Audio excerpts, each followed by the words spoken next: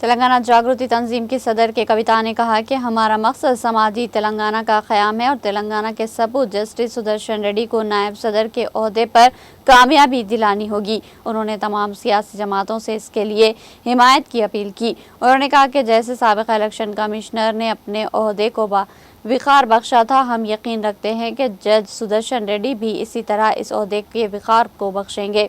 उन्होंने तेलंगाना के शायर कालूजी नारायण राव की पैदाइश के मौके पर इनकी तस्वीर पर फूलमालाएं चढ़ाई और इनको खराज अकीदत पेश किया। इस मौके पर अपने खिताब में कविता ने हुकूमत पर तनकीद करते हुए कहा कि गुज़िश्ता दिनों कहा गया था कि कालेश्वरम प्रोजेक्ट गिर गया, लेकिन अब इसी प्रोजेक्ट के हिस्सा मलना सागर से हैदराबाद को पानी लाने के मंसूबे की शुरुआत की गई। उन्होंने कहा कि कुंडापुचम्मा सागर से पानी लाने पर सिर्फ 1500 करोड़ रुपये का खर्च आएगा, लेकिन मलना सागर से पानी लाने पर 7500 करोड़ रुपये खर्च किए जा रहे। उन्होंने इस बात पर सवाल उठाया कि इजाफी रकम कहाँ जा रही है।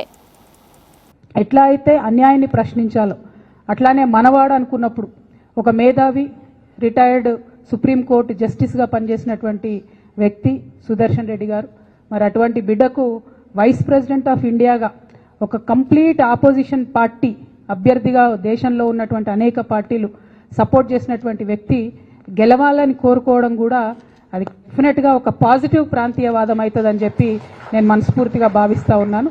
ఇది పార్టీలకు అతీతంగా తెలంగాణ బిడ్డ కాబట్టి ఆయనకు ఒక అవకాశం వచ్చింది కాబట్టి.